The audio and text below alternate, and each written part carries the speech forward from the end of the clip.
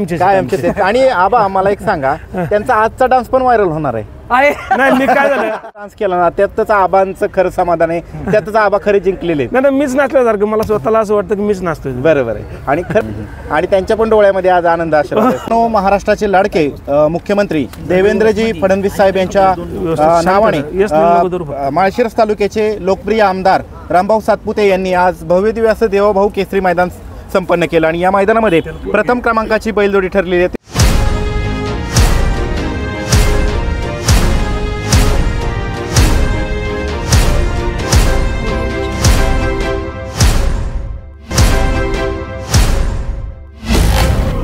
ते म्हणजे पाखऱ्या आणि त्याच्या जोडीला पळाला हिंद केसरी लखन। आपल्या समेत नितीन आबा शेवाळे अखिल भारतीय बैलगाडी संघटना महाराष्ट्र राज्याचे जे अध्यक्ष आहेत। आबा नमस्ते। नमस्ते। काय सांगाल कशा पद्धतीने आजचं मैदान पार पडलं? आजचं मैदान अतिशय पारदर्शी आणि एकदम निजूक। मी इथं कुणाला विजा झालेली नाही आज दिवसभरात, कुठल्या जनावराला नाही, माणसाला नाही। आयोजकाचं आयोजन अतिशय सुंदर होतं, बसण्याची व्यवस्था, बाकी पब्लिकचा बिलकुलही त्रास कुठल्याही बैल मालकाला झालेला नाही। आज हे एक विशेष आहे की बैलांना पब्लिकने कुठंही त्रास दिला नाही, त्याच्यामुळं गाड्या सर्व चांगल्या पळाल्या। आणि मी अखिल भारतीय बैलगाडा संघटनेकडनं संबंधित जे आयोजक आहेत यांना मी धन्यवाद मानन की अशा स्वरूपाचं एक मैदान आयोजित करून बैलगाडा मालकांना तुम्ही न्याय द्यायचा प्रयत्न केलेला आहे आणि तो 100% सार्थ ठरलेला आहे। आज कशा पद्धतीने पैरा करण्यात आला लखन आणि पाखऱ्याचा? हा पैरा बऱ्याच दिवसापासून म्हणजे पैरा झालेला होता, परंतु बैल खालीवर लखन तिकडं त्यांच्याकडे नागपूरला गेला, हे झालं ते झालं, याच्यातनं ते थोडंसं नियोजन विस्कळीत व्हायचं। हा बैल मुंबईला जायचा, मग तो बैल मोकळा असायचा। असं करता करता तो आजचा दिवस फायनल झाला आणि बैल मनोहर चव्हाणांनी थांबून ठेवला आजच्या मैदानासाठी। त्यांचे मी आभार मानेन आणि अतिशय चांगली गाडी पळाली, म्हणजे गटात सेमी आणि फायनलला। बाकी 1 नंबर आणि 2 नंबरमध्ये फार छोटं अंतर झालं।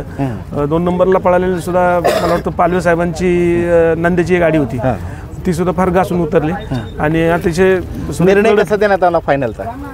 एकदम पारदर्शी, म्हणजे 1 इंचावरती काय निकाल झालेला आहे आणि तो निकाल अगदी क्लिअर आयोजकांनी तो दिला आणि सर्व गाडी मालकांनी ते निकाल मान्य केलेले आहे। आज जॉकी कोण होतं गाडीवरती? गटाला असेल, सेमीफायनलला आज तिन्ही फेऱ्यांना अच्युत ड्रायव्हर रेट्रेधरन यांनी गाडी आणली। थोडंसं आमचं ड्रायव्हरचं जरा थोडीशी अडचण असल्यामुळं त्यांना सकाळी विनंती केल्यानंतर त्यांनी आज मान्य केलं मी गाडी आणतो म्हणून। आजचे ड्रायव्हर पहिल्यांदाच तुमच्या गाडीवरती बसले? हो, आज पहिल्यांदाच त्यांनी। कसे काय चालक म्हणून कसे काय आजचे ड्रायव्हर? हो, काहीच विशेष नाही, आम्ही त्यांना रोज बघतोच आहे आणि त्यांचं आज गाडी पाठीशी एवढा काहीच प्रॉब्लेम नाही, एकदम छान गाडी आणली आणि अनुभव असल्यामुळं पाठीशी तो काही विषय राहत नाही। म्हणजे त्या माणसांना फक्त जे अनुभवी लोक आहेत, जे जुने 2-4 वर्षापूर्वीचे ड्रायव्हर आहेत आणि चांगल्या पद्धतीने गाडी आणतात, त्याला लोकांना फक्त सांगावं सुद्धा लागत नाही कुठली गोष्ट आणि अतिशय सुरेख गाडी आणली।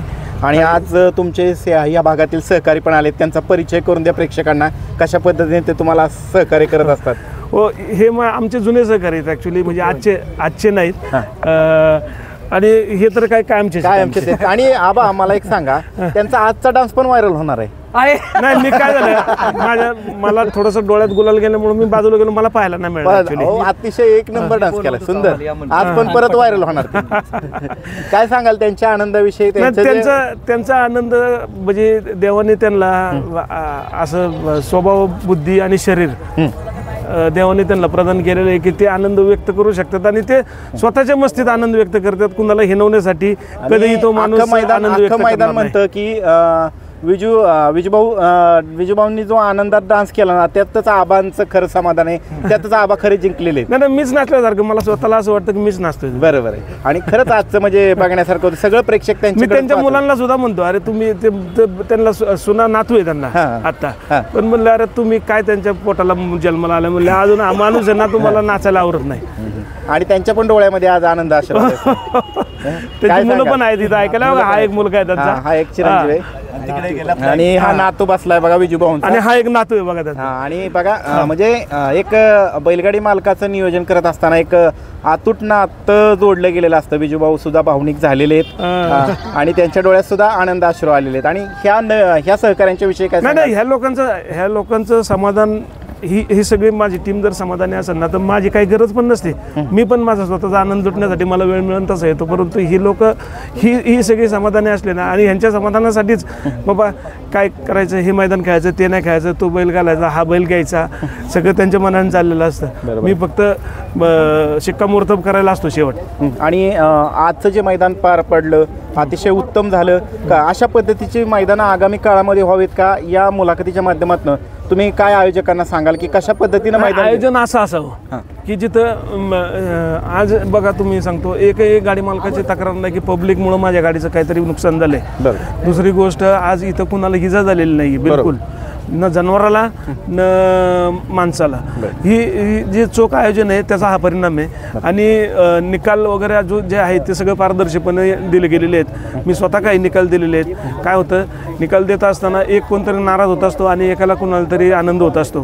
तर माणसांनी सुद्धा समजून घेतलं पाहिजे की आम्ही निकाल देत असताना कुणी काय माझं मी निकाल देत असेल किंवा विलास देशमुख निकाल देत असेल किंवा तालुका कमिटीने काय निकाल दिले असतील, हे कुणी कुणाचं दुश्मन नसतं. पण ते जे वस्तुस्थिती आहे ती बघून निकाल देत असतात. काही लोकांच्या तोंडातनं शब्द येतात की बाबा निकाल त्यांच्या विरोधात गेल्यानंतर आमच्यावरती अन्याय झाला. अन्याय कुणावरती झालेला नसतो. कदाचित तो निकाल जर चुकीचा दिला तर फार मोठा अन्याय होणार असतो. बरोबर, तो टळलेला असतो. उलट ते माणसांनी समजून घेतलं पाहिजे आणि पंचांना पंच मानलं पाहिजे. पंचांनी निकाल दिलेले योग्य. शेवटी पंचसुद्धा माणूस आहे. कदाचित एखादी गोष्ट जर त्याच्या नजरेतून सुटली असेल तर ते मान्य केलं पाहिजे की बाबा याला खाजगीमध्ये आम्हाला बोललं तर ठीक आहे, परंतु तुम्ही जाहीरपणे काही लोक व्यक्त होतात की आमच्यावरती अन्याय झाला, हे चुकीचं आहे असं मला वाटतं. मित्रांनो, बैलगाडी शर्यत क्षेत्रातला देव माणूस म्हणून आबांना का संबोधलं जातं तर आत्ता त्यांनी फार असं म्हणजे थोडक्यात सांगितलं आहे ते समजून घ्या. आणि आता आपल्यासमोर आहेत विजूभाऊ आहेत. विजूभाऊ काय सांगाल? खूप भावनिक झाला होता तुम्ही.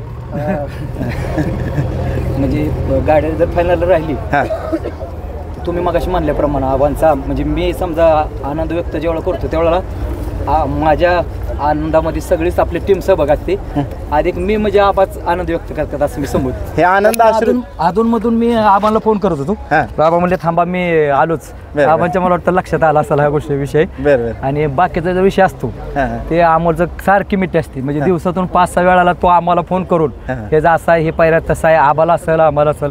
आबा तर काय तुम्ही म्हणल्याप्रमाणे देव माणूस. नातू पण आतापर्यंत आम्हाला आबाने कधीच विचारलं की बाबा हे का आणि हे पायऱ्याचं कसं आणि हे असं का तसं का करताय आबा असं चला असं असं. नातू पण आलाय मैदानामध्ये, मुलगा पण आहे आणि तुम्ही पण आहे. 3 पिढ्या जवळपास म्हणजे इथंच आहेत आता. 3 पिढ्या वाहून म्हणजे कसं आहे आबा असतील आणि मुंबईचा विषय असेल गंगाराम शेटपर्सनं, बोपरचा विषय बाईचा असेल, हे संदीप बाईचा एक रक्ताचं नातं आपण म्हणतो. मानलं तर नातं आहे रक्ताचं, नाहीतर रक्ताच्या नात्यापेक्षा मानलेलं श्रेष्ठ आहे. आम्ही रक्ताचं नातंही म्हणतो. याच बरोबर आम्हाला आणखी एक जीवाभावाचा मित्र मिळाला आहे ते म्हणजे प्रदीप गीते बदलापूरचे.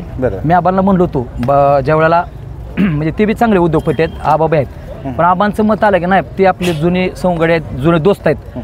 त्यांचे वडील दादा या दादापासून आम्ही एकत्रित हे करतोय. आबा म्हणलं बघा मला काय अनुभव नाही. म्हणले बोपरची जी टीम आहे तीच ही टीम म्हणजे गंगाराम शेठ भाई असतील त्या पद्धतीनं. आणि तशी देवासारखी माणसं प्रदीप शेठ गीते, त्यांची टीम बंडू शेठ आहे, नितीन शेठ आणि ग्रुप बदलापूरचा निलेश भाऊ यांना सगळ्यांना मी धन्यवाद देतो की असंच आपलं कडपर्यंत सगळं चालावं. आणि माझ्यासारखंच आहे ना, ते जरी प्रदीप शेठ मालक असले ना तर ते कधीच विचारित नाही आज काय नियोजन आहे. ते म्हणणार की आज काय नियोजन आहे चांगलं आहे. तिकडचा जर विषय असला ना तर ती लगेच म्हणणार नाही तिकडचं असलं तर आपण मिळून करू, इकडचं असलं तर म्हणणार का बघा तुमच्या यानं बघा. म्हणजे एवढं दोन्ही बालकांमध्ये सामंजस्य पाहिजे, एकमेकांना समजून घेतलं पाहिजे. आणि अख्खं बैलगाडी शर्यत क्षेत्र सध्या एकच चर्चा करते विजूभाऊंकडे एवढं फिटनेस कुठून आले? ते एक ऊर्जा आहे. ऊर्जा नाही 5 दिवस मटण खाते. कुठल्या दिवशी खात नाही ते सांगा. बाकी गुरुवार असेल ना, गुरुवार असेल, एखादं असेल, समजा शिवरात्री असेल, जे काय वार असतील ते. पण इतर वाडी वेळ असेल ना, मी पुण्याला जर गेलो आणि आपण नुसता फोन किती बिजी असलं तर ते मात्र नियोजन कुणाकडनं करणार. आणि मला इकडे आलं तर मला ही चिडवते. किती प्रेक्षकांना सांगा? 53 वर्ष झालं, 54व्या वर्षात पदार्पण करतोय. गुलाल अंगावरती पडतो. आबांनी इथून मागे जे कष्ट घेतलेले आहेत ही बैलगाडी शर्यत चालू होण्यासाठी आणि आबांच्या नावाचा गुलाल ज्यावेळेस मैदानामध्ये उधळला जातो त्यावेळेस तुम्ही आनंदाने नाचता, त्यावेळेस मनामध्ये तुमच्या काय भावना असते? मनामध्ये भावना एक की आनंदोत्सव हे करायचा आणि ह्या आनंदामुळे किंवा हे एक नंबर घेतला असेल किंवा फायनल जवळ गाडी राहते ना त्यावेळेला एक ऊर्जा निर्माण होती आणि जे आता आबाचा विषय असेल प्रॉपर्टी देवाने भरपूर दिली ही ह्याच्यात जो आनंद आहे मला असं वाटतं की ह्या आनंदामध्ये 10-5 वर्ष जास्त माणूस जगतील. बरोबर आहे. जास्त त्यामुळं आणि आमच्या सगळ्या टीमचा असा विषय आहे की पडलं तर लाजायचं नाही, आलं तर माजायचं नाही. बरोबर. सगळे दिवस सारखे म्हणायचं, उन्हाळा पावसाळा आठवड्याचे जे वार आहेत 8 वार ते पूर्ण आपलं हे करत राहायचं. जरी हे झालं म्हणजे हार झाले तरी बी आपलं पत्करून घ्यायची, काय झालं बघायचं, विचार करायचा आणि मग हे करायचं. आम्हाला सारखी मिठी असते.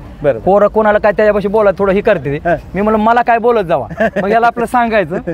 आमच्या आपले वैचारिक दादाचं कसं काय असतं? आम्हाला दादाचं मग हे म्हणजे काय बोलायचं काम म्हणजे आग आहे म्हणलं चालतंय, पण ती नादच कारण भावनिक आणि प्रेमळ विचार आणि जे काय असेल ते स्पष्ट जे वैचारिक लढाई माझ्या त्यांचा आबा समोर असलं ना आम्ही दोघं म्हणजे विषय पायऱ्याचा विषय असेल किंवा गाडीचा काय विषय झाला माझी त्याची वैचारिक लढाई म्हणजे विचारांची लढाई हमरतुंबरी होती. बरोबर आहे. पण आबांना डिसिजन देता येत नाही. बरोबर. पण आमच्या आम्ही ओळखून टुकतो. कारण कसं आहे ठीक आहे आपण वयान जर असलं ना त्याचा बी विचार आहे पण परत समजून घेतो. सुट्टी मेकर कोण कोण भूमिका बजावतो तुमच्यात? अण्णा असते, लिंगा अण्णा असतोय, तुषार साबळे असते, परत मग सुजित भोसले असते, प्रवीण असते, प्रवीण बैल बाळा तर काय नादच करायला बैल आणून उतरून दिशानं बाजल्यापासून बाळा काय करतो आणि बाळा म्हणजे आता तुरतचा यश रनर झाला उभा राहिले मला म्हणलं तुम्ही जरा मामा मी काय करतो आपला हाक मारा. सकाळी काय करतो सांगतो बघा तुम्हाला सांगतो, मला ते हुडकतो पाखऱ्याला बांधलं का नाही मला हुडकतो, अरे तुषार ती पाखरे आलाय बरं का तिकडे म्हणजे ते पाखऱ्याला बाळाची मिठी एकच असते बैल उभा राहिला की त्याच्या मागे फक्त कच्चून पळायचं. बरोबर. त्या बायला दिसलं पाहिजे आपल्या मागे काय वारं लागलं काय त्या स्पीडनं पळतोय म्हणजे आमचा तो यश रनर आहे. मित्रांनो अतिशय सुंदर ही मुलाखत आहे आणि एक जाता आता शेवटचा प्रश्न तुम्ही मैदान आढावा मुलाखतीला होता ज्या पद्धतीनं आयोजकांनी हे केलं होतं वचन दिलं होतं ते वचनपूर्ती त्यांनी केलेले पालवे कुटुंबाने सुद्धा सुंदर असं मैदान संपन्न करून दाखवलेलं त्याच्याविषयी सांगा. आदरणीय रामभाऊ सातपुते साहेब यांच्या वाढदिवसानिमित्तानं देवेंद्र फडणवीस साहेब यांच्या देवाभाऊ केसरीचं आयोजन पालवे कुटुंब त्यात सिंहाचा वाटा म्हणलं तर पालवे साहेब PI पालवे साहेब नंतर त्यांचे PA पालवे साहेब पालवे वस्ताद डॉक्टर आणि त्यांची सगळी टोटल टीम एनमेन त्यांचे वडील सुद्धा तर तुम्ही त्याची मुलाखतीला आला तर पुढचा जो विषय आहे का नाही मला असं वाटतं काशेगावचे जे मैदान होतं का टेक्निकल मुद्द्यातनं गुन्ह्यामध्ये त्या पद्धतीने त्यांनी हे सगळं लावलं होतं. हॉटेल लावले असतील अडथळा कुठल्याही पद्धतीत नाही उतरायला गाड्यात धक्क्या म्हणल्याप्रमाणे त्याने केलं, बॅरिकेड केले असतील बसायला व्यवस्था पाठीमाग तुम्ही सर बघितलं सगळं व्यवस्थित म्हणजे अतिशय आदर्श आणि पारदर्शक व्यवस्थित. आगामी नियोजन काय असेल पाखरायचं बघूया आता काय अजून मग त्या पद्धतीने. चला खूप खूप धन्यवाद आबा. धन्यवाद. गट 4 नंबर तासावरून काढला सेमी 7 नंबर आणि गटाला फायनलला 5 नंबर तास आलं. 5 नंबर अच्युत ड्रायव्हरने गाडी आणली आज 3 फेरे. आज अच्युत पहिल्यांदा बसला होता आणि माझं नाव शरद मोळक. बरं आणि कसं काय आजचं नियोजन अमोलदादांनी विजू मामांनी केलं होतं आणि नियोजन 1 नंबर झालं. विजयदादांच्या डान्स बद्दल काय सांग? आज मीच त्यांना खांद्यावर घेतलं होतं. बरं बघितलंय सगळ्यांनी लाईव्ह मध्ये. ते आमच्यापेक्षा जास्त आम्हाला प्रेरणा देतात ते डान्स बद्दल आणि आमच्यापेक्षा जास्त आनंद ते साजरा करतात आणि हा सगळ्या टीमचा आनंद आहे. बरं हा चालतंय. धन्यवाद. लवकरच आवरले काय भानगडे काय सांगाल? लय वेळ झालाय लय उशीर झाला. बरं कसं झालं मैदान कसं पार पडलं? मैदान रास्त पडलं 1 नंबर. बरं आता लखनचं आगामी नियोजन काय? आगामी नियोजन आता 9ला पळायचं आमच्याकडे. मित्रांनो 9ला पाळा मग चालला निघाला तुम्ही गावाकडे? मित्रांनो गावाकडे निघाले आता 10वी मुलाखत झाली जरा उशीर झाला यांच्याकडे यायला मला आणि खूप असा सुंदर पळाला तो 2 मैदानात तिथं आला आणि 1 नंबरचा मानकरी ठरलेला आहे. आता कुठलं नियोजन आहे कुठल्या मैदानात दिसेल तिकडे आता झालटा केसरी 9 तारखेला. 9 तारखेला. बरं चला मित्रांनो धन्यवाद.